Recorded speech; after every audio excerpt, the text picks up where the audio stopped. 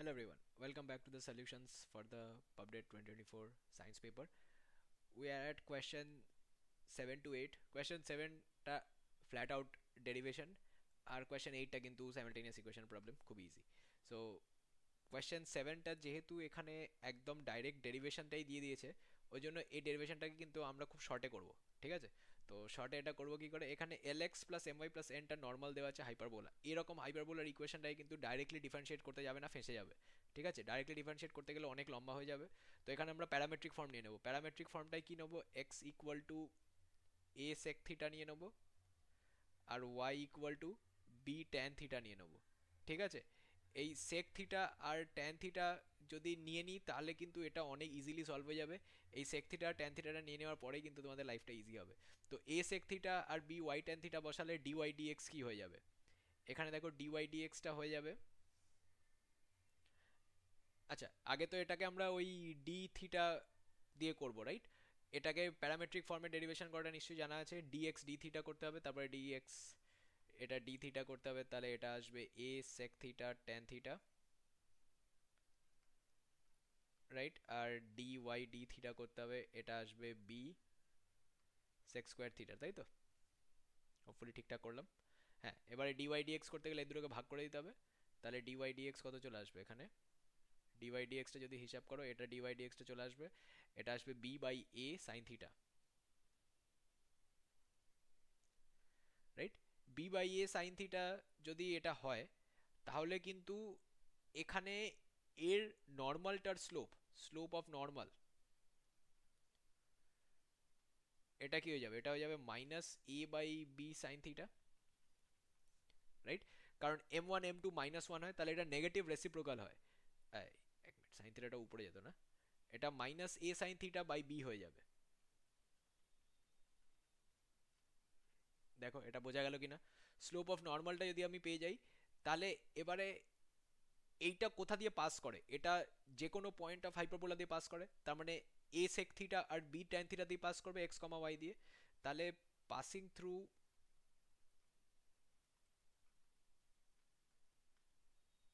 এ sec theta comma b tan theta, right? X comma y দিয়ে pass করবে, এর ইকুয়েশনটা কি হয়ে যাবে, এটা আমরা লিখতে পারি ওই যে ওয়ান পয়েন্ট ফর্ম যেটা আমরা করেছিলাম, y minus Y one equal to M into x minus x one, ওটা ওয়াই মাইনাস ওয়াই ওয়ান এখানে বি ট্যান থিটা হবে, equal to m minus a sine theta by b x minus x one, তাই তো? তো x minus a sec theta. তো এটাকে যদি simplify করি, এটাকে সিম্পলিফাই করলে কি পাবো, এটাকে সিম্পলিফাই করলে দেখো আগে বি দিয়ে মাল্টিপ্লাই করে দিতে হবে, বি দিয়ে মাল্টিপ্লাই করবো, তারপরে বি দিয়ে মাল্টিপ্লাই করার পরে ইকুয়েশনটা আসবে দেখো এ এক্স সাইন থিটা, বি দিয়ে মাল্টিপ্লাই করে ইকুয়েশনগুলোকে সব লেফট হ্যান্ড সাইডে নিয়ে যাচ্ছি, তাহলে এখানে আসবে এ এক্স সাইন থিটা আসবে বি ওয়াই চলে আসবে, রাইট? এই বিটার সাথে বি ওয়াই হয়ে যাবে, প্লাস হয়ে যাবে, প্লাস বি ওয়াই। আর আরেক দিকে হয়ে যাবে দেখো এ স্কোয়ার আর বি স্কোয়ার হয়ে যাবে। বি স্কোয়ারটা কোথেকে আসবে, বি স্কোয়ারটা আসবে ওই যে ওই টার্মটা থেকে, এই বি ট্যান থিটার টার্মটা থেকে। আর এখানে সাইন থিটা আর সেক থিটা, সেক থিটা তো ওয়ান বাই কস থিটা, তো ওটা আবার ট্যান থিটা হয়ে যাবে, তাহলে বি স্কোয়ার ট্যান থিটা আর এ স্কোয়ার ট্যান থিটা একসাথে হয়ে গেল, রাইট? তো এটা চলে আসবে A square plus B square tan theta.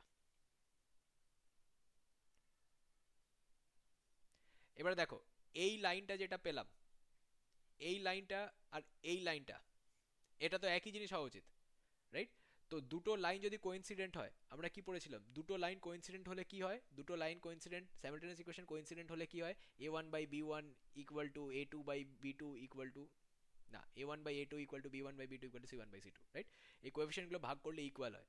তার মানে আমরা এখান থেকে কি লিখতে পারি, এখান থেকে লিখতে পারি A sine theta by L, শুধু কোএফিসিয়েন্টগুলো নেয়, তাই তো? A sine theta by L equal to, এখানে লিখতে পারি B by M equal to লিখতে পারি A square plus B square tan theta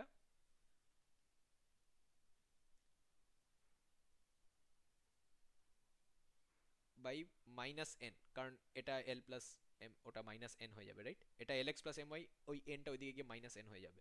তো এইটা পেয়ে গেছি, এইটা পেয়ে যাওয়ার পরেই কিন্তু ইকুয়েশনটা আমাদের সলভ হয়ে যাবে। এইটা পেয়ে যাওয়ার পরে ইকুয়েশনটা সলভ হবে কি করে সেটা দেখার জন্য আমাদের জাস্ট এখানে সাইন সাইন থিটার ভ্যালুটা বার করতে হবে। সাইন থিটার ভ্যালুটা বার করার জন্য আমাদের কি করতে হবে, এই সাইন থিটার ভ্যালুটা বিএল বাই এ এম চলে আসবে, তাই তো? এখান থেকে সাইন থিটা পেয়ে যাব বি, না কালারটা চেঞ্জ করি, নাহলে তোমরা ধরতে পারবে না কোথায় কন্টিনিউটি যাচ্ছে। সাইন থিটাটা চলে আসবে BL by A M. Sine থিটাটা যদি বিএল বাই এ এম চলে আসে, কস থিটাটা আসবে, কস থিটাটা দেখো এখান থেকে আসবে ট্যান থিটাটাকে sine theta by cos theta করে নিতে হবে। ট্যান থিটাটাকে sine theta by cos theta করে নিলে এটা আসবে A square plus B square into ওই এ, না এ স্কোয়ার প্লাস বি স্কোয়ারটা নিচে চলে যাবে, রাইট? কারণ কস থিটার নিচেই ছিল। তো কস থিটার নিচে থাকলে এটা হবে A square plus B square by minus N. দেখো এই এনটা উপরে আসবে, এটাকে ঘুরিয়ে ফিরিয়ে এটাই আসবে, কস থিটার ভ্যালুটা এটাই আসবে। তো কস থিটার ভ্যালুটা আমার কাছে আসছে A square plus B square by minus N. এবারে ওই sine square theta cos square theta add করে দাও, দেখবে ইকুয়েশন চলে আসছে। এখানে আনসার আসবে তাহলে অপশন এ। ঠিক আছে, এটা স্ট্যান্ডার্ড ফর্ম।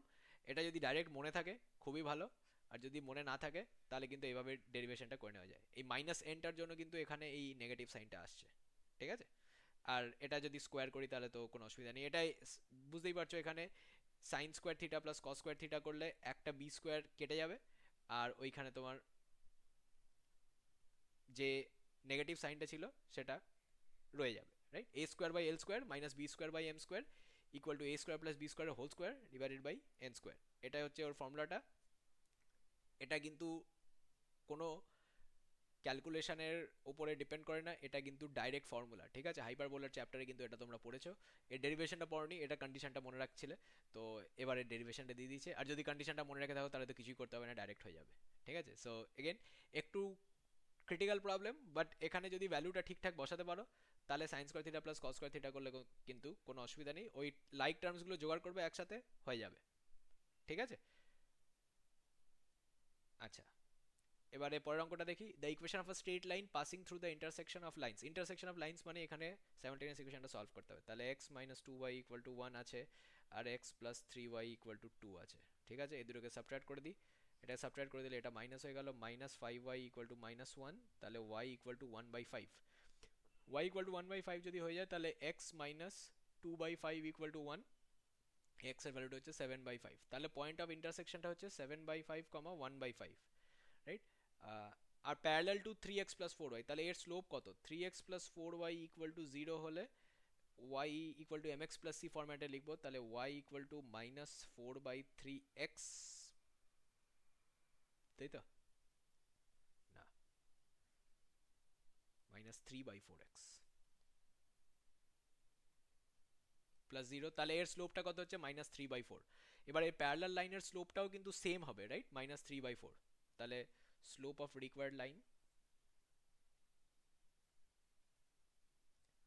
এটাও কিন্তু মাইনাস থ্রি বাই ফোরই হবে, বিকজ প্যারালাল। এবারে আগের ইকুয়েশনটাতে যে ওয়ান পয়েন্ট ফর্মটা ইউজ করলাম, আগের ইকুয়েশন বলছি, আগের অঙ্কটাতে যেটা ওয়ান পয়েন্ট ফর্ম ইউজ করলাম সেটাই আবার রিপিট করে দেবো। Y minus Y one equal to M into x minus x one, right? তো এটা যদি করি তাহলে ওয়াই মাইনাস, এখানে এক্স ওয়ান ওয়াই ওয়ান কি, এই যে পয়েন্ট অফ ইন্টারসেকশনটা, তো Y minus one by five equal to M, এমটা সেম থাকবে minus three by four into x minus seven by five. আগে ফাইভ দিয়ে ঝেড়ে গুণ করে নাও তাহলে সুবিধা হবে। ফাইভ দিয়ে যদি গুণ করে নিই তাহলে এখানে পাবো five y minus one equal to minus three by four into five x minus seven. তাহলে এবারে ফোর দিয়ে গুণ করব, তাহলে দেখো কি পাবো, এখানে পাবো twenty y minus four equal to minus fifteen x minus twenty one, right? তাহলে এখানে আমরা কি পাচ্ছি, না এটা প্লাস টোয়েন্টি ওয়ান হয়ে যাবে। এখানে আমরা পাচ্ছি মাই ফিফটিন এক্সটাকে যদি বাঁ হাতে নিয়ে চলে যাই তাহলে ওটা পজিটিভ হয়ে যাবে। Fifteen x plus twenty y minus twenty five equal to zero. পুরোটাই পাঁচ দিয়ে কেটে যাবে, রাইট? পুরোটা পাঁচ দিয়ে কাটলে ইকুয়েশনটা আসবে three x plus four y minus five equal to zero. যে অপশানে আছে সেটাই কারেক্ট, অপশান ডি।